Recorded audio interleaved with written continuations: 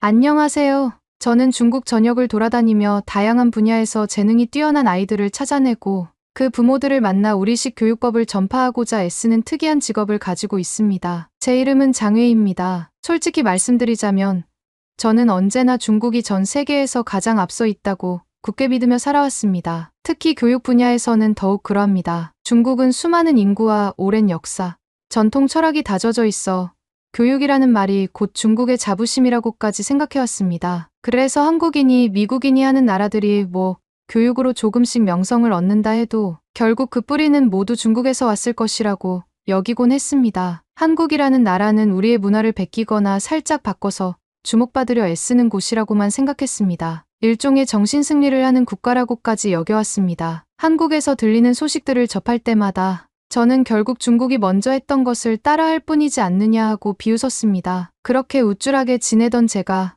최근 미국 시카고에 갈 일이 생겼습니다. 영재교육 관련 조사 차원에서 현지 시스템을 둘러보러 간 것인데 마침 그곳에서 한국인 엄마를 둔 11살짜리 대학생이 있다고 해서 저는 처음엔 코웃음을 쳤습니다. 11살이 대학을 들어갔다고 그것도 한국인 엄마라니 대체 또 어떤 과장된 언론 플레이를 하려는 것인가 싶었습니다. 한국은 원체 자기들이 대단하다는 식으로 홍보하는 걸 즐기므로 저는 별 기대 없이 어디 보나 마나 뻔한 과장이겠지 하고 생각했습니다. 그런데 의외로 그 아이를 직접 만난 미국 교육 관계자들이 실력이 정말 우수하며 미국 언론에서도 크게 주목하는 신동이라고 소개하더군요. 한국이라는 나라가 도대체 어떤 술수를 부려서 이렇게까지 미국인을 현혹했나 궁금해졌습니다. 저는 그렇게 반신반의한 상태로 시카고 로욜라 대학교를 방문했습니다. 현장에 도착하자마자 안내 담당자가 바로 그 아이가 오늘 유기화학 수업에 참석해 있다고 했습니다. 저는 유기화학이라면 대학생도 어렵게 느끼는 과목인데 겨우 11살짜리가 거기서 뭘 이해하겠느냐고 비웃었습니다. 그러나 강의실을 찾아가 본 순간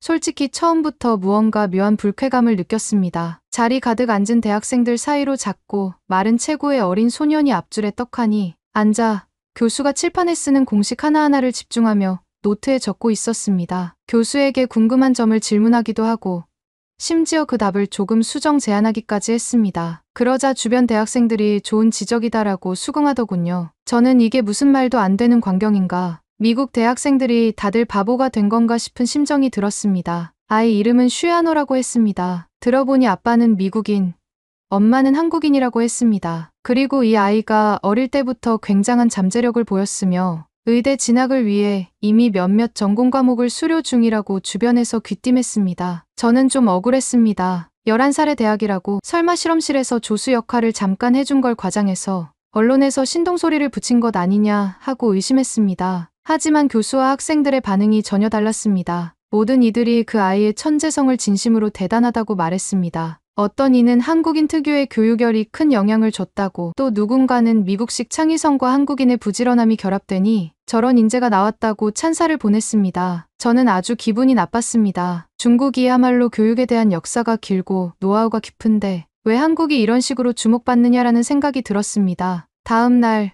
좀 더 본격적으로 아이의 생활을 밀착 관찰하기로 했습니다. 아이가 수업을 마치고 나오는 시간을 기다렸는데 캠퍼스 입구에 엄마와 동생이 미리 와 있었습니다. 엄마는 한국에서 태어나서 자랐다고 했고 동생은 초등학생이라고 했습니다. 들리는 말로는 동생도 이미 상급 학년의 수학을 집에서 배우고 있다고 했습니다. 영재를 둘이나 낳았다. 말도 안 된다. 분명 한국인 엄마가 무리하게 아이들을 몰아붙이는 게 틀림없다고 속으로 단정했습니다. 그런데 모두가 그 엄마를 존경스럽게 바라보았습니다. 이분은 아이들을 재능대로 키우려고 항상 열린 태도를 가지고 있다. 억압이 아닌 지지와 배려 속에 아이들이 폭발적인 성장을 했다는 시기였습니다. 저는 코웃음을 쳤습니다. 한국식 교육, 그게 어디가 열리고 배려 있는가. 밤낮으로 학원 돌리며 성적을 올리는 식이 전부 아니었나라고 생각했습니다. 그런데 이 가족은 조금 달라 보였습니다. 아이들은 지쳐 보이기는커녕 엄마와 수다 떨며 장난치고 웃고 있었습니다. 며칠 뒤에는 유기화학뿐 아니라 물리학,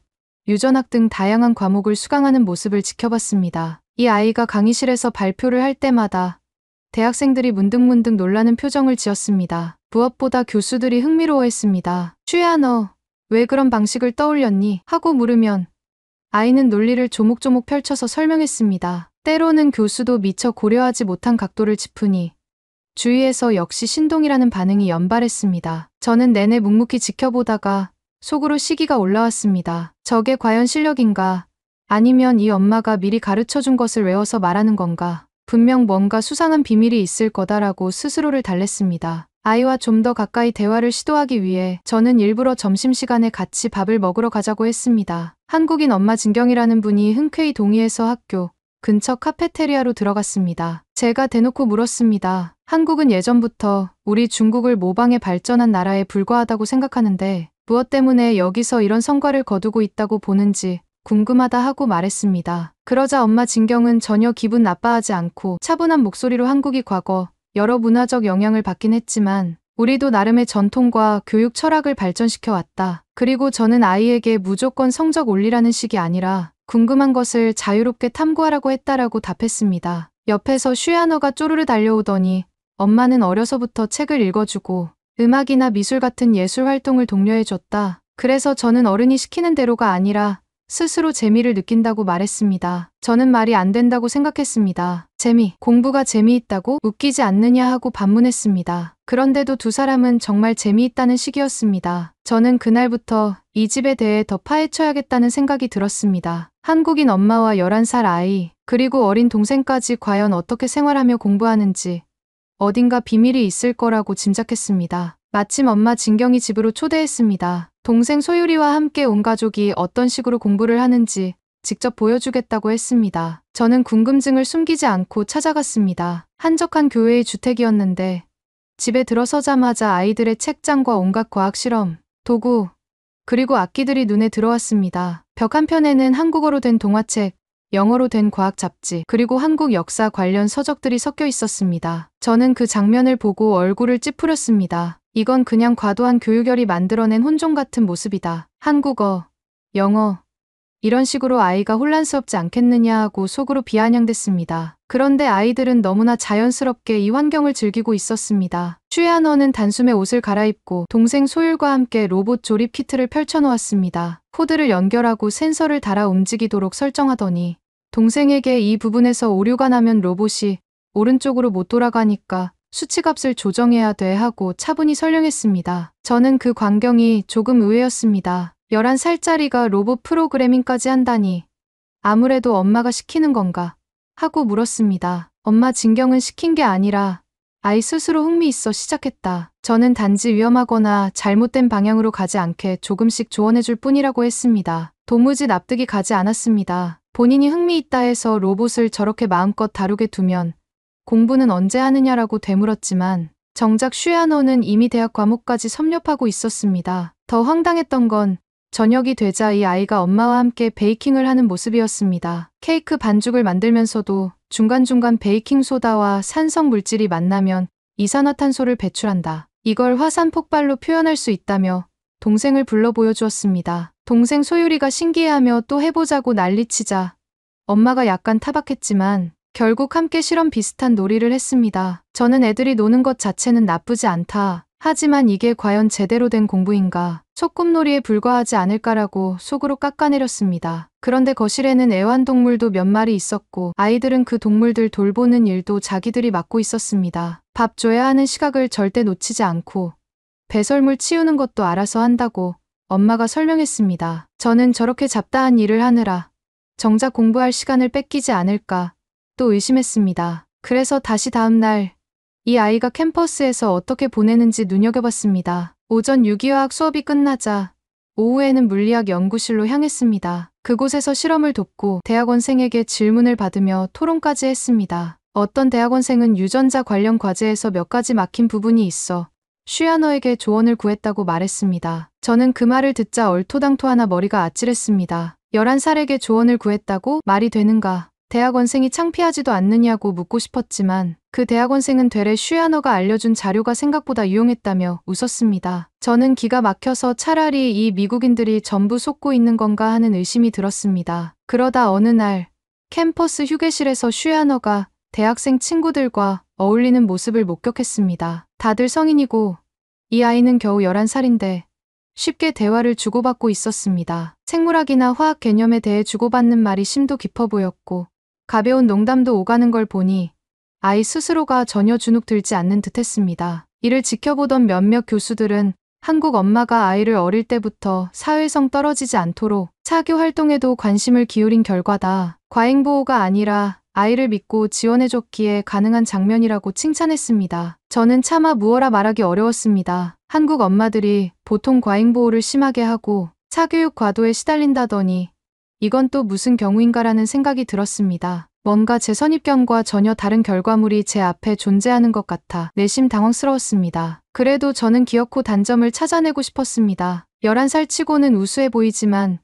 결국 대학교 수준을 제대로 따라가기는 힘들 거다. 분명 성적도 형편없으리라 하고 가정했습니다. 그런데 어떤 과목에서는 이미 우수 성적을 받아 장학금까지 받고 있었습니다. 일부 과목 성적표를 보여주던 학교 관계자가 슈야 너는 지난 시험에서 거의 100점에 가까운 점수를 받았다. 나이가 어리다고 봐줄 것도 없다. 동일한 기준으로 평가했는데 이 정도 성적이니 상당히 놀랍다라고 밝혔습니다. 저는 순간 말문이 막혔습니다. 11살에게 변변찮게 패배감까지 느끼게 되자 괜스레 중국이라는 나라가 무시당하는 기분마저 들었습니다. 그 뒤로 저는 다시 아이 어머니 진경과 깊이 대화를 시도했습니다. 솔직히 말씀드리면 한국 교육이라 하면 저는 밤낮 없이 문제집 풀고 차교육을 올인해서 겨우 명문대 보내는 시기라고 알고 있습니다. 그런데 이 집안은 전혀 그런 모습이 아니지 않습니까? 마치 놀이하듯 공부를 하면서도 이렇게 대단한 결과를 보여주니 제가 이해하기가 어렵습니다 하고 물었습니다. 그러자 진경이 대답했습니다. 한국에도 분명 입시 위주의 교육 문화가 있습니다. 하지만 저는 그 틀에서 벗어나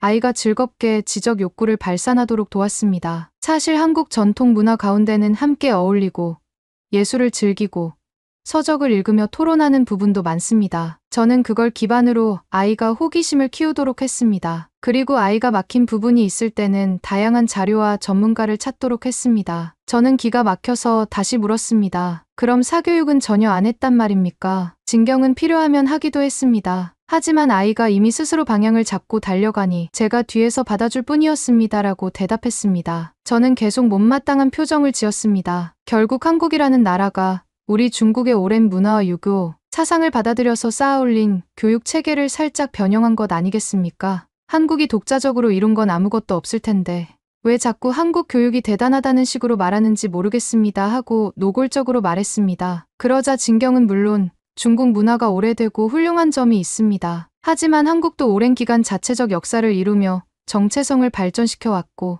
창의적 교육 환경을 제공하려 애쓰고 있습니다. 저도 그 영향을 받았다고 생각합니다라고 답했습니다. 저는 도통 이 말을 납득할 수 없었습니다. 결국 다 중국에서 파생된 것이다 하고 코를 높였습니다. 그래도 이 미국 사회는 슈야너와 그 가족을 연일 주목하고 이 아이를 세계가 기대하는 천재라며 떠받들었습니다. 언론 매체에서도 취재를 하러 오고 인터뷰를 요청하기도 했습니다. 저는 이런 광경을 볼 때마다 질투와 분노가 뒤섞인 감정을 느꼈습니다. 결국 저 아이가 주목받고 그 엄마가 언론에 나가서 한국식 교육 운운하면 사람들이 한국이 대단한 줄로 알겠다. 정말 어이가 없군 하고 생각했습니다. 그래서 어느 자리에서 제가 일부러 이렇게 말했습니다. 이 아이가 대단해 보일 수도 있지만 중국에는 수많은 영재가 있고 그 수준은 슈야너를 훨씬 뛰어넘는다. 한국이 뭘 잘했다고 이렇게 자랑하는지 모르겠다 하고 비꼬았습니다. 그런데 주위 사람들은 오히려 제 말을 듣고도 별 반응 없이 그저 웃거나 좋은 정보다라는 식으로 흘려 넘겼습니다. 마치 제가 괜한 질투를 하는 꼴처럼 보였을 것입니다. 그러다 또 다른 사건이 있었습니다. 슈야너가 자원봉사를 하는 모습을 직접 본 것입니다. 새벽 일찍 일어나 노숙자 쉼터에 가서 침구를 정리하고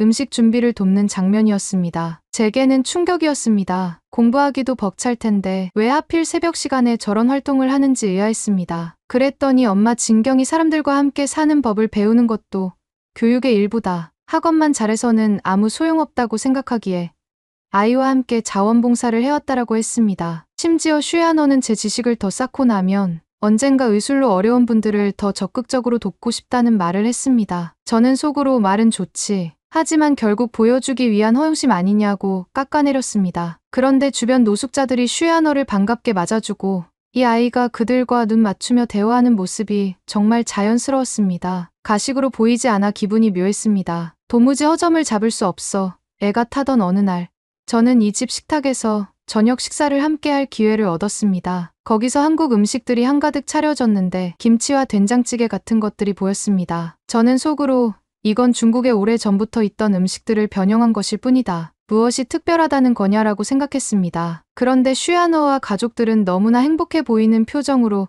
그 음식을 먹고 서로 이야기했습니다. 한국 음식이 맛이 깊고 마음까지 따뜻하게 한다고 말할 땐 저는 터무니없다고 느꼈습니다. 중국 음식이 훨씬 다양하고 깊다라고 따져 물었지만 모두가 웃으며 한국 음식은 또 다르다. 충분히 고유한 특징을 지닌다고 답했습니다. 제가 버럭 결국 중국 절임 채소에서 기원한 거 아니냐고 목소리를 높였지만 대화는 곧 다른 주제로 넘어가더군요. 마치 제 발언이 한심하다는 듯이 말입니다. 그날 밤 식사를 마치고 나서 슈야너가 직접 작곡한 곡을 들려주었습니다. 동생 소유리를 위해 만든 밝은 피아노 곡이라고 했습니다. 저는 내심 설마 작곡까지 한다더니 뻔한 수준이겠지라고 여기고 있었는데 막상 들어보니 형식이 나름 체계적으로 구성되어 있었고 멜로디도 꽤 듣기 좋았습니다. 옆에서 엄마 진경이 말했습니다. 슈야너는 과학과 음악을 결합해 무언가를 해볼 수도 있다고 하네요. 대학생들과 연구실을 오가며 의대 진학을 준비하고 게다가 작곡 취미까지 있다는 사실이 어처구니 없었습니다. 저는 면박을 주듯 물었습니다. 그렇게 여러 가지를 하면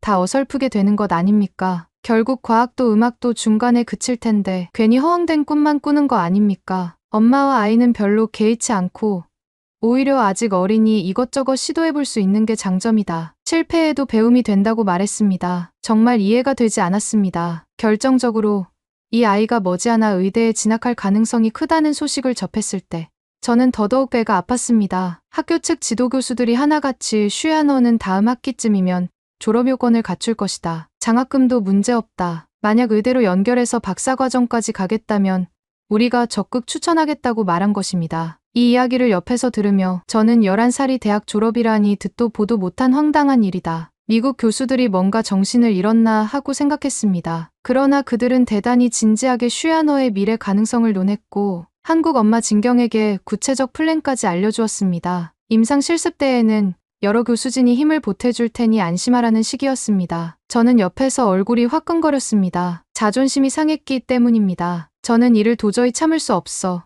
여기저기서 막말을 퍼뜨렸습니다. 한국은 원래 중국 문화를 표절해서 겨우 체계화한 나라다. 지금은 언론이 띄워주는 것일 뿐 진짜 최고는 우리 중국이다. 슈야너가 잠깐 주목받을 수는 있지만 결국 기본 베이스가 중국에서 왔으니 본질적으로 대단할 거 없다고 목소리를 높였습니다. 하지만 아무도 제 말에 찬동하지 않았습니다. 오히려 미국인들이 한국식 교육과 한국 문화의 잠재력이 굉장하다며 중국에서도 이런 유연하고 창의적인 교육을 채택하면 좋겠다는 반응까지 내놓았습니다. 저는 분노가 치밀어 올랐습니다. 어떻게 저들이 감히 중국을 그저 구식 교육으로 단정 짓고 한국을 앞선 모델이라 칭하는가 하고요. 하지만 현장에서는 제가 괜히 삐딱선을 타는 사람처럼 보였을 것입니다. 결국 저는 이 집 식구들과도 여러 날을 지내보았고 캠퍼스에서 슈야너가 활약하는 모습도 직접 확인했습니다. 그리고 자꾸 마음 한편에서 인정하고 싶지 않은 감정이 슬며시 피어올랐습니다. 제가 눈으로 본 현실이 11살이라는 믿기 어려운 나이에 대학 과정을 문제없이 소화해내고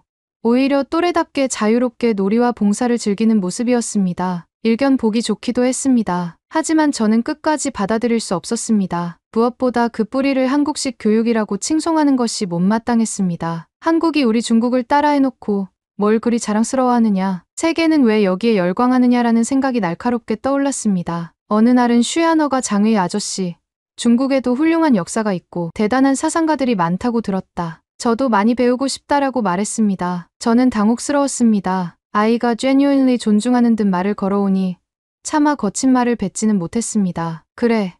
중국은 모든 것을 선도했고 내가 얼마나 배웠든 결국 중국 역사를 더 깊이 공부해야 넓은 시야가 생길 거다라고 답했습니다. 그러자 슈야너가 활짝 웃으며 그럼 기회가 된다면 중국도 가보고 싶다. 엄마가 중국과 한국은 가깝고 문화적 뿌리를 공유하며 서로 영향을 끼쳤다고 가르쳐 주셨다고 말했습니다. 저는 그 말을 들으며 어이가 없었습니다. 서로 영향을 끼쳤다니.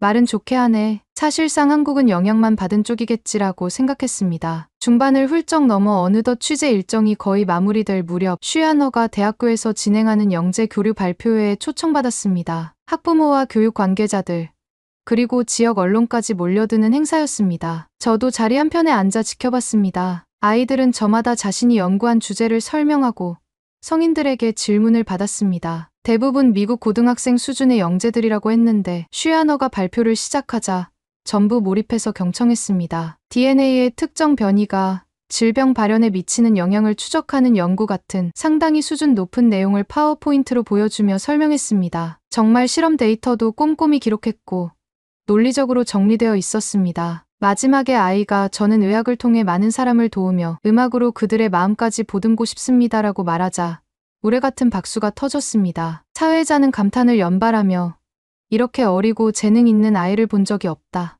역시 한국의 교육 환경이 낳은 천재라고 치켜세웠습니다. 저는 그 말을 듣는 순간 두 주먹이 불끈 쥐어졌습니다. 한국의 교육 환경이라는 말이 저를 자극했습니다. 저는 부글부글 끓는 속을 감추지 못하고 옆 사람에게 모두가 착각하는 것 같다. 사실 이런 영재가 중국에는 훨씬 많다. 한국이라고 해서 특별할 것 없다고 막무가내로 우겼습니다. 그 사람은 헛웃음만 지었습니다. 마지막으로 슈에하너 가족이 준비한 깜짝 무대가 있었습니다. 슈에하너가 직접 쓴 곡을 동생 소율이 그리고 아빠와 함께 연주한다는 것이었습니다. 피아노와 바이올린 그리고 기타가 함께하는 작은 앙상블이었는데 곡의 제목은 함께하는 기쁨이라고 했습니다. 저는 제목부터 마음에 안 들었습니다. 함께 결국 한국인 엄마가 가르친 그 이상한 교육 철학을 또 드러내는 것 아니냐 싶었습니다. 연주가 시작되자 곡이 생각보다 진지하고 아름다워서 마치 공연장에 온 듯한 기분이 들었습니다. 소율이가 바이올린을 켜고 슈에하너가 피아노를 치며 아빠가 기타를 살짝 뒷받침해 주었습니다. 음악이 끝나자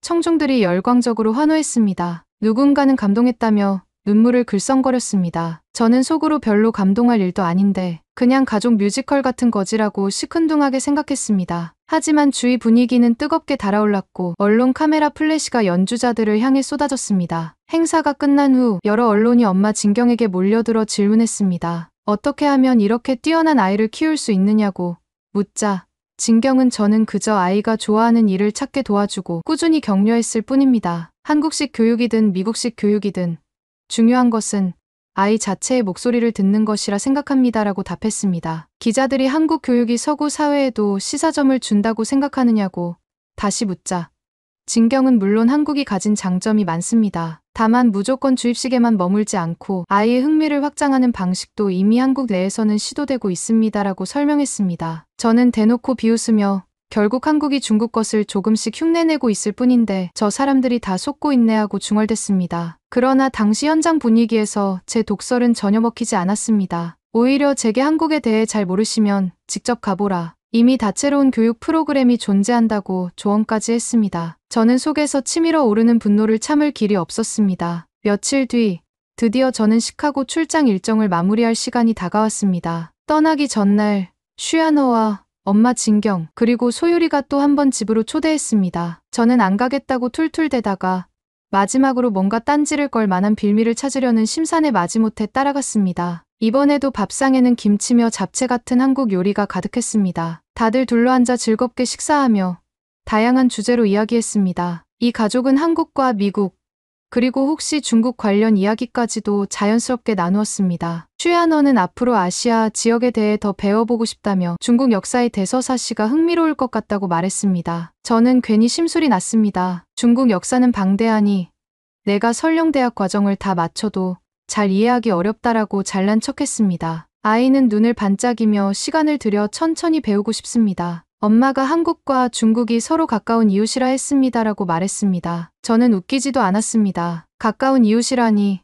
중국은 원래부터 세계의 중심이고 한국은 그저 주변부에 지나지 않는다고 생각합니다라는 말을 할 뻔했지만 굳이 꺼내진 않았습니다. 식사를 마친 후 슈에하너가 장의 선생님, 그래도 저를 취재하러 와주셔서 고맙습니다. 아저씨를 통해 중국 교육 이야기도 조금이나마 들을 수 있었어요. 언젠가 중국에 가서 더 배워보고 싶습니다라고 인사를 건네왔습니다. 저는 그래 내가 잘하려면 중국처럼 체계적인 교육을 받아야 한다고 받아쳤습니다. 아이는 중국 역사와 문화는 분명 대단하다고 생각해요. 한국에 있는 엄마나 저도 그런 면에서 존중하고 있습니다. 하지만 저도 엄마 나라의 좋은 점을 계속 배우고 싶습니다라고 덧붙였습니다. 그 순간 저는 왠지 씁쓸해졌습니다. 아이가 깍듯이 대하는 태도에는 전혀 빈정거리는 기색이 없었고 오히려 순수해 보였습니다. 그러나 저는 속으로 이미 결론을 내려놓았습니다. 결국 한국을 그렇게 떠받드는 건 아이고 엄마고 다 어리석은 짓이다. 언제까지 저렇게 기고만장할 수 있을까. 대학 과정을 땄다 해도 진정한 최강은 우리 중국식 교육이 가져온 무수한 인재들이다 하고요. 저는 그렇게 시카고를 떠났습니다. 돌아가는 길에 여러 가지 생각이 뒤섞였지만 확실한 것은 한국인 엄마가 11살 대학생을 만들었다고 떠드는 것이 마음에 들지 않는다는 점이었습니다. 세상이 다 저 아이를 천재로 칭송하더라도 본질은 중국 문명과 교육이 먼저였으며 한국은 그 그림자에 불과하다라고 스스로 몇 번이고 되뇌었습니다. 출국장에서 몇몇 현지인들이 제게 슈야너가 정말 대단하지 않냐, 한국 교육에 대해 어떻게 생각하느냐고 물어왔을 때 저는 단호하게 말했습니다. 한국이요? 크게 대단할 것 없습니다. 중국이 이미 했던 것을 모방했을 뿐입니다. 저 아이가 신동이라 해도 그 근간은 다 중국에서 온 것이고 미국의 자유로운 분위기가 좀 더 얹혔을 뿐입니다. 그들은 제 답변을 듣고 어색하게 웃으며 고개를 끄덕였지만 정작 그 표정은 마치 이 사람 참 고집불통이네 하는 것 같았습니다. 어쨌든 저는 끝까지 제 논리를 굽히지 않았습니다. 어떤 이들은 그래도 슈야너는 이미 대학교에서 우수 성적을 거뒀고 의대 진학도 눈앞이라는데 그건 인정하셔야 하지 않겠느냐고 물었습니다. 저는 코웃음을 치며 의대? 11살에 들어간 의대라는 말은 처음 듣네요. 대학도 작고 제대로 된 검증도 안 받은 거 아니겠습니까? 언론이 과장하고 떠드는 거지. 진짜 대단한 건 아닙니다라고 못을 박았습니다. 사실은 저도 그 아이의 지적 능력이 남다르다는 걸 보았지만 결코 인정할 생각이 없었습니다. 인정해버리면 한국이라는 나라가 마치 위대한 것처럼 보이게 될 테니까요. 저는 중국이 언제나 최고라고 믿고 있으니까요. 그리하여 시카고에서 보낸 시간은 저에게 억울함만 가득 남긴 채 끝났습니다. 슈야너와 엄마 진경은 다양한 실험과 놀이, 음악, 봉사활동, 그리고 대학 과목들을 자유롭게 오가며 학습했습니다. 미국 사회는 그 모습을 보고 열렬히 찬사를 보냈습니다. 저 혼자만 결국 한국도 중국 것을 흉내내고 약간 바꿔서 포장했을 뿐이라며 우겼습니다. 아무도 동조하지 않았지만 저는 제 확신을 잃지 않았습니다. 언젠가 시간이 흐르면 저들이 깨닫겠지. 진짜 인제 대국은 역시 우리 중국이고 한국은 그저 정신승리를 일삼는 나라라는 사실을. 이 슈야너라는 꼬마도 결국 한계에 부딪히게 마련이다라고 끝까지 우기면서 떠났습니다. 그 아이가 아무리 다방면에서 천재성을 보이든 또 가족들이 한국식 교육 운운하든 제게는 모두 어불성설로 들렸습니다. 제가 보기에 중국은 이미 모든 것을 앞서 해왔고 훨씬 더 많은 대단한 아이들을 양성해왔습니다. 이 11살 대학생이 대학을 졸업하고 의대까지 들어간다 한들 중국이라는 거대한 벽을 넘을 수는 없을 것이라 저는 믿습니다. 슈야너가 사람들에게 온갖 칭찬을 받아도 결국 그 뿌리는 다 중국이라고 확신합니다. 저는 끝까지 이렇게 억지 주장을 폈고 결과적으로 이곳에서 망신을 당했다는 시선도 받았지만 결코 물러서지 않았습니다. 중국이 최고이고 한국은 시류에 편승한 나라일 뿐이라고 생각하며 저는 제 발로 미국을 떠났습니다. 여기서 모든 것을 마치겠습니다. 감사합니다. 두 번째 사연 바로 시작하겠습니다. 저는 알리스 마르탱입니다. 프랑스 파리 교외에 위치한 몽플레리 국제고등학교에서 역사문화 융합 과목을 가르치고 있습니다. 몽플레리 국제고등학교는 전 세계 여러 나라에서 온 학생들이 함께 공부하고 다양한 언어와 문화를 교류하는 곳으로 잘 알려져 있습니다. 이곳에서는 평소에도 국제적인 이슈나 문화적 차이로 인한 사소한 갈등이 종종 벌어지지만 이번 학기에 일어난 일은 저에게 유독 강렬한 인상을 남겼습니다. 그 시작은 다름 아닌 동아시아 해전사를 다룬 한 만화책이었습니다. 한국의 역사적 인물 이순신 장군의 무패 신화를 그린 이 만화가 어느 날부터인가 학생들 사이에서 폭발적인 인기를 얻으면서 시작된 일이었죠. 처음에는 아이들이 이국적인 역사 만화를 재미로 읽고 있구나 정도로 여겼습니다. 하지만 점차 이 만화는 학교 전체를 뒤흔들 정도로 큰 이슈가 되었고 급기야 지역 프랑스 언론과 BBC 해외 지부 기자까지 관심을 가지게 되었습니다. 이 거대한 소동의 중심에는 한국의 역사적 인물인 이순신과 중국 출신 학생인 류텔란이 있었습니다. 저는 학교에서 역사문화 관련 프로젝트를 담당하는 교사로서 이번 사건을 조율하고 수습하는 일을 맡게 되었죠. 그리고 그 과정을 통해 서로 다른 문화적 배경을 가진 학생들이 역사적 관점을 두고 충돌할 때 어떤 복잡한 양상이 펼쳐지는지 몸소 체감하게 되었습니다. 2달 전 어느 날 점심시간이 끝난 직후 저는 복도를 지나며 학생들이 두고 간 책상 위에 자료를 점검하던 중 표지가 조금 낯선 만화책을 한 권 발견했습니다. 표지에는 굵은 영어 프랑스어 혼용 표기로 이순신이라는 이름이 적혀 있었고 아래에는 독특한 형태의 전함바로 거북선이 강렬하게 그려져 있었습니다. 궁금한 마음에 잠시 책을 넘겨보니 16세기 말 한반도의 조선이 일본의 침략을 받았을 때 이순신이라는 해군 지휘관이 여러 차례 해전에서 전승을 거두며 나라를 지켰다는 이야기가 담겨 있었습니다. 프랑스 학생들이 이런 동아시아 역사 만화를 읽는다니 제법 흥미로운데 이런 생각을 하며 책을 대충 훑고 지나쳤습니다. 그로부터 며칠 뒤 학교 도서관에서 들려온 소식에 의하면 이 만화책이 벌써 대출 순위 상위권에 올랐다고 했습니다. 도서관에서 학생들이 서로 앞다투어 빌려 가다 보니 재고가 달린다는 것이었고 복도를 지날 때면 서양계 학생들이 이순신 무패 장군이라던데 사실이야? 가며 탄성을 지르는 모습도 종종 보게 되었습니다. 저는 그 광경이 흥미로웠습니다. 프랑스 학생들은 주로 유럽 전쟁사나 서양 근대사만 접했을 텐데 동아시아 역사 만화에도 이렇게 열광할 수 있구나 하고 말이죠. 그래서 교무실에 들어가 동료 교사들에게 이야기를 꺼냈더니 모두 요즘 가장 화제가 되는 책이 바로 그거라더라 하며 고개를 끄덕였습니다. 곧 이 만화에 대한 정보를 좀 더 자세히 알 수 있었습니다. 원래 한국의 어느 출판사에서 만든 학습 만화를 영국의 소규모 출판사가 영어로 번역했고 그 버전을 다시 프랑스 현지 출판사가 재번역해서 이곳 몽플레리 국제고등학교에도 배포되기 시작한 것이었습니다. 그리고 이미 BBC 다큐멘터리나 해외 언론 기사에서 동아시아의 전설적 해전 지휘관이라는 수식어로 이순신이 언급된 적이 있다는 점도 학생들의 관심을 한층 자극한 듯 보였습니다. 저는 평소 학생들이 흥미를 느끼는 주제를 수업에 적극적으로 반영하자는 교육 철학을 가지고 있었습니다. 그래서 이 기회에 이순신을 중심 주제로 삼아 16세기 동아시아 해전사를 심층적으로 탐구하는 프로젝트 수업을 열면 어떨까라는 생각을 하게 되었습니다. 먼저 저는 교장인 프랑수아 듀부아와 학년부장 소피 르루아에게 이 기획을 제안했습니다. 학생들이 이순신 만화에 매료되어 있으니 임진왜란 시기 조선명나라 일본의 관계와 해전을 다루며 만화 속 내용을 역사적으로 검증해보는 활동을 하면 어떨까요?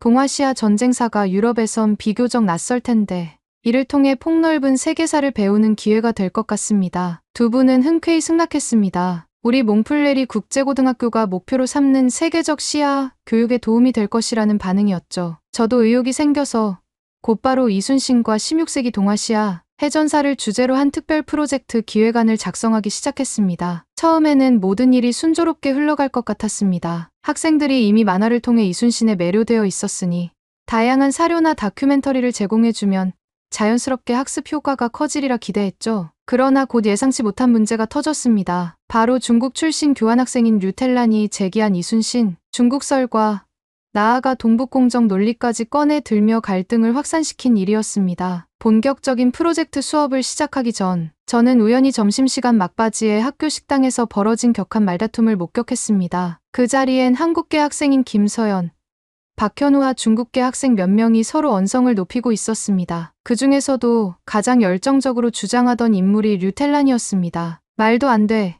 이순신이 어떻게 중국인이야? 이건 명백히 한국 장군이잖아. 왜 말이 안 되는데? 당시 조선은 명나라의 속국이었잖아. 그러니까 이순신도 중국 문명권에서 나온 거나 마찬가지 아닐까? 처음에는 제가 학생들이 단순히 장난치듯 티격태격하는 거겠지 하고 넘기려 했습니다. 하지만 감정의 골이 제법 깊어 보였고 주변에는 이 갈등을 구경하던 여러 학생들도 몰려 있었습니다. 저는 상황이 심상치 않다고 느껴 중재를 시도하기 위해 다가갔습니다. 얘들아, 여긴 식당이니까 큰 소리로 말다툼하면 다른 학생들에게 방해가 될 수 있어. 무슨 문제인지 자세히 들어볼 테니 일단 진정하자. 그러자 류텔란이 저를 향해 말했습니다. 선생님, 한국계 학생들이 이순신은 한국 영웅이라며 우리 중국 학생들의 의견을 완전히 무시해요. 중국 웹사이트나 SNS에서는 이순신이 사실상 장군이었다는 관점도 많아요. 조선은 명나라 속국이었고 이순신도 명나라의 지원 없이 아무것도 아니었다는 거죠. 게다가 고려나 고구려 같은 옛 한반도 왕국들도 사실은 중국사의 일부라는 주장이 많습니다. 다들 동북공정 들어봤나요? 고구려나 발해도 전부 중국 역사로 편입해야 한다고 하잖아요. 한국계 학생들은 더 크게 반발했습니다. 그게 무슨 소리야. 고구려나 발해가 무슨 중국 역사지. 동북공정이라는 건 말도 안 되는 억지라던데. 이순신은 조선 수군을 지휘했고 지금도 한국에서는 민족의 구국 영웅으로 추앙받는단 말이야. 류텔란은 굴하지 않고 계속 동북공정 이야기를 꺼냈습니다. 그가 말하기를 중국 사서에 따르면 고구려나 발해는 중국의 지방 정권에 불과했다는 견해가 있고 이는 현대의 중국 학계에서 점점 확산되고 있는 추세라며 이순신 역시 명나라에 종속된 조선 왕조의 장수였으니 광범위하게 보면 중국인이라고 볼 수 있다고 주장했습니다. 언뜻 듣기에 너무 황당한 논리였지만 뉴텔라는 매우 확신에 차 있었습니다. 저는 식당 내 소음을 고려해 일단 아이들을 달랬습니다. 이 문제에 대한 공식 토론은 프로젝트 수업에서 하자. 지금은 점심시간이라 시끄러우니 부디 서로 흥분을 가라앉히고 식사를 마치도록 해. 그렇게 한바탕 소동이 진정되긴 했지만 저는 내심 이 갈등이 꽤 심각하게 번질 수 있겠구나 하는 불안감을 떨칠 수 없었습니다. 며칠 뒤 학교 도서관을 둘러보던 저는 또 다른 갈등 장면을 목격하게 되었습니다. 도서관에는 역사 탐구 게시판이라고 해서 학생들이 자유롭게 역사 관련 의견이나 자료를 붙일 수 있는 공간이 있었습니다. 그날 그 게시판에는 BBC 다큐멘터리의 캡처 장면과 함께 이순신은 16세기 말 조선을 지켜낸 전설적 해군 지휘관이라는 문구가 크게 적혀 있었습니다. 그 아래에는 누군가가 굵은 붉은 펜으로 이렇게 반박문을 썼습니다. BBC가 전부 맞는 건 아니다. 중국 사서와 학계에 따르면 이순신은 명나라 속국의 장수로 분류될 수도 있다. 고구려도 사실상 중국사에 포함되었다는 게 동북공정의 주장이다. 한국이 과장하는 부분이 많다. 그리고 그 반박문의 필체는 분명 류텔란이 쓴 것으로 보였습니다. 이미 식당에서의 언쟁을 기억하는 주변 학생들은 또다시 술렁였고 게시판 앞에서 격한 토론이 벌어졌습니다. 몇몇 한국계 학생들은 BBC만이 아니라 전 세계 주류 학계가 인정하는 사실을 왜 뒤집으려 하느냐고 분개했고, 반면 중국계 학생 몇몇은 중국 웹에서는 이런 시각이 흔하다며 류텔란을 거들었습니다. 저는 게시판 앞에서 학생들을 진정시키며 게시판은 다양한 시각을 표현하는 공간이지만 상대방 견해를 근거 없이 무시하거나 감정적으로 몰아붙이는 표현은 자제해야 한다. 좀 더 학술적이고 차분한 방식으로 의견을 주고받자 라고 당부했습니다. 그러나 류텔란이 주도하는 이순신 중국설과 동북공정 지지로는 이미 커다란 불씨가 되어 학교 전반에 퍼지기 시작했습니다. 저는 예정대로 프로젝트를 추진하기 위해 이순신 만화의 저작권을 소유한 한국 출판사와 연락을 취했습니다. 이도영이라는 담당자와 화상회의를 통해 프로젝트 수업의 만화를 적극 활용할 수 있도록 협조를 구했죠. 안녕하세요.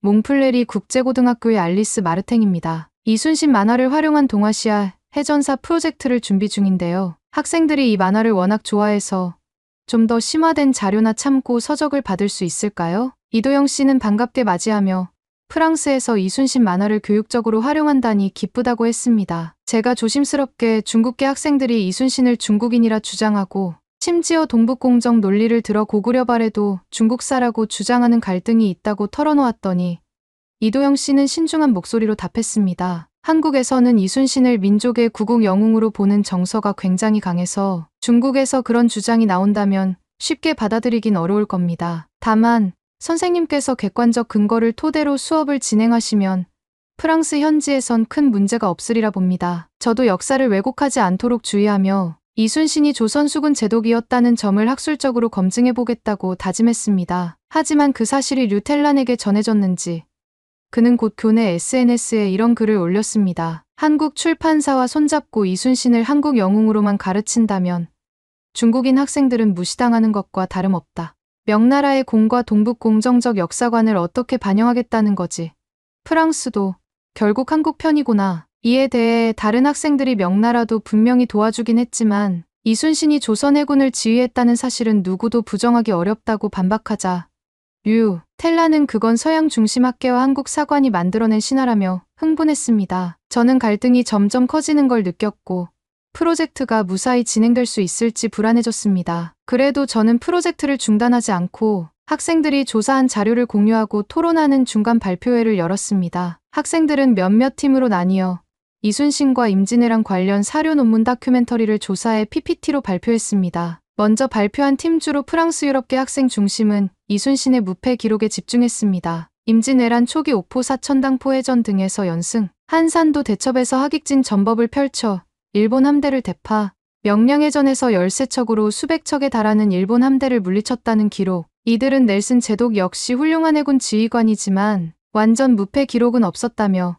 이순신의 전승 행보에 감탄했습니다. 또 다른 팀은 거북선에 대해 분석하며 16세기의 철갑선 개념을 적용하고 배 위를 덮어 적이 함부로 올라탈 수 없게 만든 것은 매우 혁신적이었다고 발표했습니다. 그러나 발표가 거의 끝나갈 무렵 류텔란이 손을 번쩍 들었습니다. 그는 자리에서 일어나 매우 단호한 목소리로 말했습니다. 지금 발표에선 이순신이 독자적으로 일본을 막아냈다고들 이야기하는데 사실상 명나라가 없었으면 조선은 이미 멸망했을 겁니다. 따라서 이순신의 승리는 중국과 조선의 합작에 가깝습니다. 중국이 군사와 물자를 지원하지 않았다면 거북선이든 뭐든 별 의미가 없었다고 봐야죠. 그리고 동북공정을 보면 알겠지만 조선 자체가 넓은 의미에서 중국 문명권에 속했습니다. 고구려나 발해도 중국사라면 조선 역시 명나라의 영향을 크게 받았다는 증거가 되고요. 발표팀이 명나라의 지원을 전혀 부정하는 것은 아니지만 이순신이 조선 수군을 지휘했다는 사실은 분명하다고 반론하자 류텔라는 더욱 목소리를 높였습니다. 중국 사료에서는 이순신이 과도하게 미화되었다고 해석합니다. 사실 명량해전의 13척 대 수백 척이라는 기록도 과장일 가능성이 큽니다. 그리고 고구려, 발해도 결국 중국의 일부였으니 조선 역시 완전히 독립적이라고 보기 어렵습니다. 교실은 금세 술렁거렸습니다. 한국계 학생인 김서연과 박현우가 즉각 반발했죠. 속국이라니 그건 전통 동아시아의 조공책봉 체계를 너무 단순화한 거야. 조선은 엄연히 독립 왕조였고 이순신은 조선 수군을 지휘했어. 그리고 고구려, 발해가 무슨 중국사야. 전 세계 역사학계가 한국 고대사로 인정하는 영역인데 게다가 동북공정은 세계적으로도 비판받는 중국 정부의 일방적 프로젝트잖아. 서양계 학생들도 다소 충격을 받은 표정이었습니다. 동북공정에 관해서는 들어본 적은 있지만 이렇게 노골적으로 이순신은 중국인이라 주장하는 건 생소했기 때문이었죠. 저는 가라앉은 분위기에서 서둘러 중재 발언을 했습니다. 자, 다들 진정하자. 명나라가 군사와 물자를 지원한 점은 분명하지만 이순신을 중국 장군이라고 보기엔 역사적 근거가 충분치 않다. 임진왜란의 여러 해전 기록을 보면 조선 수군이 독자적으로 작전을 수행한 부분이 매우 많다. 그리고 동북공정에 대한 논란은 국제학계에서 여전히 많은 비판과 반박이 존재한다. 남은 기간 동안 중국 사료도 충분히 살펴보고 객관적인 검증을 해보도록 하자. 하지만 그날 수업이 끝나고 나서도 류텔라는 학교 SNS에 프랑스 교사와 학생들이 모두 서양 미창국 관점만 맹신한다며 또 글을 올렸습니다. 갈등은 쉽게 사그라지지 않을 듯 보였습니다. 며칠 후 교장 프랑수아 뒤부아가 저를 따로 불렀습니다. 알리스, 프랑스 현지 언론 기자와 BBC 해외 지부 기자가 우리 학교 프로젝트를 취재하고 싶어 해요. 이순신 만화에 열광하는 학생들이라는 주제가 흥미롭다고 하네요. 어떻게 생각합니까? 저는 갈등 상황이 심화될까 우려되었지만 오히려 외부 언론에 투명하게 보여주는 게 좋을 수도 있다고 생각했습니다. 교장도 동의했고 취재진에게 협조하기로 했죠. 이미 프랑스 지역신문에서는 간략하게 파리 교회의 국제학교에서 동아시아 역사 만화가 큰 인기를 끌고 있다는 기사를 낸 적이 있습니다. 문제는 그 기사를 본 류텔란이 교내 SNS에 또다시 프랑스 언론도 한국 편향 보도를 한다. 동북공정 시각은 하나도 반영되지 않았다며 불만을 터뜨렸다는 소식이었습니다. 갈등이 더욱 커질 조짐이 보였지만 저는 사실에 기반을 두고 차분히 대응하면 된다는 교육자적 소신을 가지고 있었습니다. 결국 BBC 기자가 학교를 방문했고 프로젝트 수업의 중간 과정과 학생들의 토론 모습을 카메라에 담아갔습니다. 인터뷰 중 기자가 저에게 물었습니다. 결국 이순신이 한국의 위대한 장군이라는 결론이 확고한 거냐? 저는 조심스럽되 분명한 어조로 답했습니다. 네. 전 세계적으로 인정받는 역사학계 견해를 종합하면 이순신은 조선왕국의 무패해군 지휘관이 맞습니다. 물론 명나라와의 협력은 무시할 수 없지만 이순신이 중국 장군이라는 주장은 주류 역사학계에서 근거가 없는 주장입니다. 또한 동북공정 역시 국제적으로 비판을 받고 있어 조선이나 고구려 발해를 모두 중국사로 편입하려는 시도는 많은 학자들이 동의하지 않습니다. 이 인터뷰가 보도되자 류텔라는 다시금 붕괴했습니다. 그는 교내 게시판과 SNS에 장문의 반박문을 게재했습니다. 몽플레리 국제고와 알리스 마르탱 선생님은 중국 학생을 무시하고 있다. BBC도 결국 서구 중심 언론인이 편향적이다. 이순신이 중국 장군이며 고구려 발해도 중국사의 일부라는 가능성을 왜 전부 닫아두는가? 이쯤 되니 프로젝트 수업은 마치 한국과 중국의 역사 논쟁을 둘러싼 전쟁터가 된 듯했습니다. 특히 동북공정 문제까지 가세하면서 갈등은 단지 이순신의 국적에 그치지 않고 고대 한반도 왕조들의 역사 소속이라는 매우 민감한 주제로 확대됐습니다. 학기 말이 가까워지자 저는 프로젝트의 최종 발표회를 준비했습니다. 학생들이 몇 주간 연구하고 작성한 결과물들을 이번에는 강당에서 학부모와 외부 인사들 앞에서 공식적으로 발표하는 자리였죠. BBC 취재진도 다시 오겠다고 예고했습니다. 그런데 발표회를 불과 이틀 앞둔 시점 학교 홈페이지와 연동된 프로젝트 자료실이 무단으로 변조되는 사건이 터졌습니다. 원래 자료실 메인 페이지에는 이순신 조선의 위대한 해군 지휘관이라는 문구가 있었습니다. 그런데 어느 순간 이렇게 바뀌어 있었습니다. 본 프로젝트는 명나라의 속국인 조선 장수를 다루며 이순신 장군이 사실상 중국 문명권에서 탄생했음을 알리고자 합니다. 고구려 발해도 중국에 속했다는 점을 강조합니다. 저는 그 화면을 보고 경악했습니다. 곧 IT 담당 교사가 서버 로그를 추적한 결과 류텔란이 관리자 계정 비밀번호를 알아내 고의로 문구를 바꾼 것이라는 사실이 드러났습니다. 교칙상 정보 시스템을 해킹해 내용을 조작하는 행위는 중대한 징계 사유였습니다. 저는 곧장 교장에게 보고했고 긴급 대책 회의가 열렸습니다. 결국 교장 프랑수와 뒤부하는 류텔란을 프로젝트에서 즉시 제외하고 정확 딩슈의 처분을 내리기로 결정했습니다. 교장실 면담에서 류텔란은 중국인 학생들의 목소리가 전혀 반영되지 않으니 이렇게 해서라도 알리고 싶었다고 주장했다고 들었습니다. 저는 착잡했습니다. 서로 다른 역사관을 토론으로 해결하기보다 불법 해킹이라는 극단적 수단을 택한 것은 용납하기 어려웠기 때문이죠. 결국 류텔란은 억울함을 토로하며 학교를 떠났습니다. 하지만 정확 처분에 이의를 제기할 틈도 없이 그의 행동은 너무나 명백한 규칙 위반이었고 그가 프로젝트에 참여하는 것은 불가능해졌습니다. 우여곡절 끝에 프로젝트 최종 발표의 날이 왔습니다. 몽플레리 국제고등학교 강당에는 프랑스인 학부모들은 물론 한국계 중국계 학부모와 외부 인사들 그리고 언론 취재진까지 참석해 열띤 분위기를 만들었습니다. 저는 개회사를 맡아 다음과 같은 말을 전했습니다. 학생들은 이번 프로젝트를 통해 이순신 만화를 출발점으로 삼아 16세기 동아시아 해전사와 동북아 국제관계를 집중 탐구했습니다. 갈등도 있었지만 저희가 지키고자 했던 것은 역사적 사실에 대한 존중과 서로 다른 관점을 대화로 풀어가는 태도였습니다. 발표는 여러 팀으로 나뉘어 차례대로 진행되었습니다. 첫 번째 팀은 이순신의 주요 해전 분석을 통해 그의 무패 신화가 역사적으로 어떻게 입증되는지를 살폈습니다. 임진왜란 시기 전투 상황, 해전 전술, 그리고 지리적 전술적 요소가 어떻게 작용했는지를 세부적으로 설명했는데 명량해전의 기록 열세척, 대수백 척에 대해서도 국내외 사료를 통해 비교적 정확히 재구성했습니다. 두 번째 팀은 거북선과 판옥선 등 조선 해군의 함선 구조를 다뤘습니다. 명나라 원군이 주로 육전에서 활동한 반면 해전 지휘권은 이순신이 독자적으로 행사했다는 역사적 사실을 제시하면서 물론 명나라의 역할이 컸지만 조선 수군이 독자적으로 수행한 해전은 이순신이 주도했다고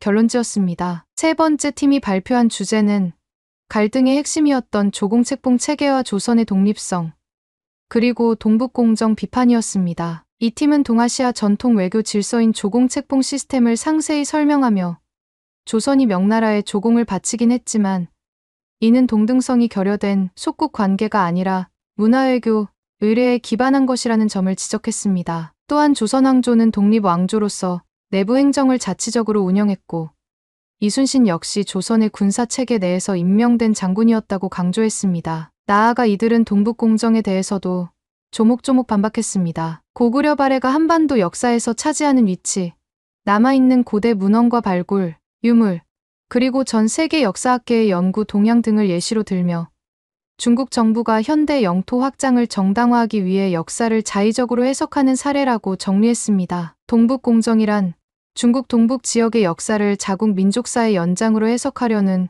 국가 주도 사업으로 고구려 발해 등을 무리하게 중국사에 포함시키려는 경향이 비판받고 있습니다. 국제학계에서도 이러한 시도를 근거 부족한 역사 왜곡으로 보는 시각이 지배적입니다. 이 발표를 들은 청중들은 고개를 끄덕이거나 때로는 메모하며 경청했습니다. 특히 중국계 학부모들도 일부 참석해 있었는데 그 중에는 처음에는 다소 불편한 표정을 지으신 분도 있었지만 학생들이 제시하는 방대한 근거 자료에 어느 정도 납득하는 모습도 보였습니다. 동북공정 문제를 들어본 적이 없던 서양 학부모들은 생전 처음 듣는 이야기지만 제법 흥미로운 주제라고 평했습니다. 발표 후 질의응답 시간이 이어졌습니다. 몇몇 중국계 학부모들이 중국에서는 달리 가르치는 부분도 있는데 여기서는 너무 한국 쪽 관점만 강조되는 것 아니냐고 질문했습니다. 이에 대해 발표팀 학생들은 준비해온 자료를 바탕으로 차근차근 답변했습니다. 저희가 중국어권 자료도 찾아보았는데 고구려 발해가 중국 지방 정권이었다는 공식적 논문은 주로 중국 정부 산하 연구기관에서 나온 것들이었어요. 세계사적으로 공인된 다수 연구 미국, 유럽, 일본 등에서는 고구려 발해를 독자적 국가로 보는 시각이 우세하고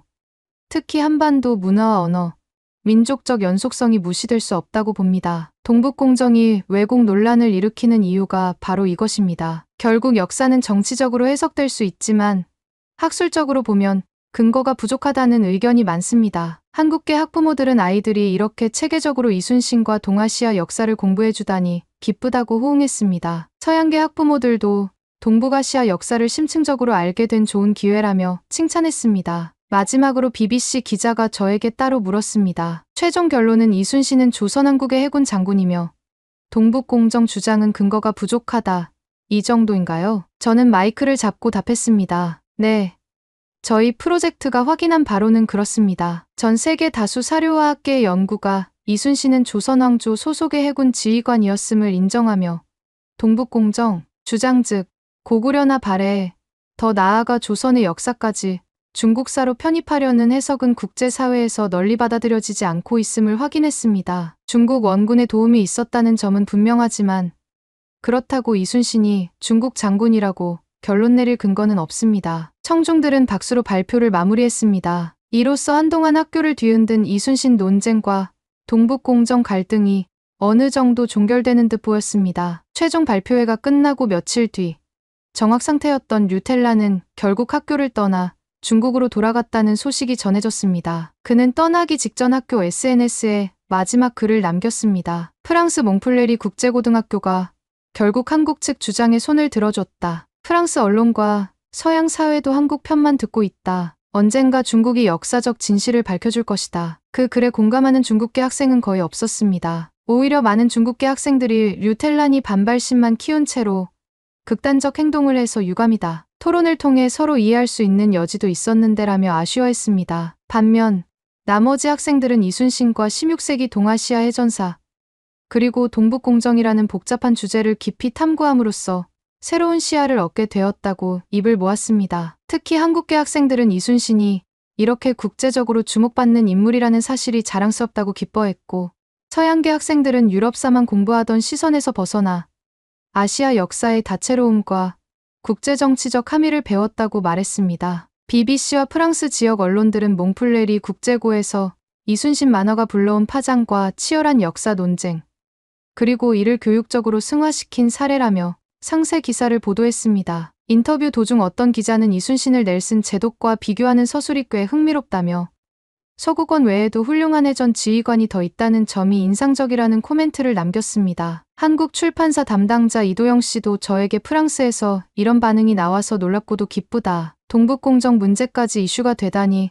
흥미롭다며 감사 인사를 전했습니다. 저는 이번 사건을 겪으며 국제학교가 지향하는 문화와 역사에 대한 개방적 태도와 사실과 근거에 기반한 학문적 태도를 어떻게 조율해야 하는지 크게 깨달았습니다. 서로 다른 국가나 민족의 시각을 존중하는 것은 중요하지만 그 과정에서 역사적 사실을 왜곡하거나 거짓 주장을 묵인할 수는 없다는 점이 명확해졌습니다. 특히 동북공정과 같이 특정 국가에서 정치적 목적을 띠고 진행하는 역사 해석 프로젝트는 글로벌 교육 현장에서 더 자주 충돌의 원인이 될 수 있다는 것도 알게 되었습니다. 그렇다고 해서 이를 무조건 금기로 삼거나 대화 자체를 포기해서는 안 되겠지요. 오히려 객관적 사료와 다양한 시각을 폭넓게 공유하면서 학생들이 스스로 판단하도록 돕는 것이 중요하다고 생각합니다. 몽플레리 국제고에서는 앞으로도 이러한 융합 프로젝트를 꾸준히 이어갈 계획입니다. 이순신 프로젝트에서 얻은 교훈 즉 역사적 사실에 대한 존중과 국제적 관점에서의 대화, 그리고 갈등이 생겼을 때 해결하기 위한 합리적 토론 태도. 이야말로 저희가 추구하는 진정한 국제교육의 길입니다. 한국, 중국, 프랑스를 비롯해 여러 나라에서 온 학생들이 함께 배우고 성장하는 과정에서 서로의 역사와 문화를 둘러싼 오해나 편견이 조금씩 해소될 것이라 믿습니다. 프로젝트 발표회가 끝나고 제가 담당하는 교실 책상 위에는 학생들이 적어놓은 감사 메모와 간단한 소감문이 수북하게 쌓여 있었습니다. 한국계 학생들은 선생님 덕분에 이순신이 얼마나 대단한 인물인지 다시금 확인했다며 고마움을 표현했고 중국계 학생들 중 일부는 동북공정에 대해 무조건 믿고 있었는데 이번 기회에 해외 학술 자료를 찾아보며 생각이 달라졌다는 이야기를 전했습니다. 서양계 학생들은 하나의 만화책이 이렇게 큰 논쟁으로 번지는 걸 보며 역사라는 것이 결코 단순하지 않음을 배웠다고 적어두었더군요. 물론 뉴텔라는 끝내 학교를 떠나면서 다른 목소리를 내지 못했습니다. 그가 불만을 품은 채로 나간 것은 안타까운 일이지만 반면 그의 극단적 행동이 결국 학생들에게 더 많은 질문을 던졌다는 사실만은 부정할 수 없습니다. 왜 사람들은 역사를 정치적으로 이용하려 하는가?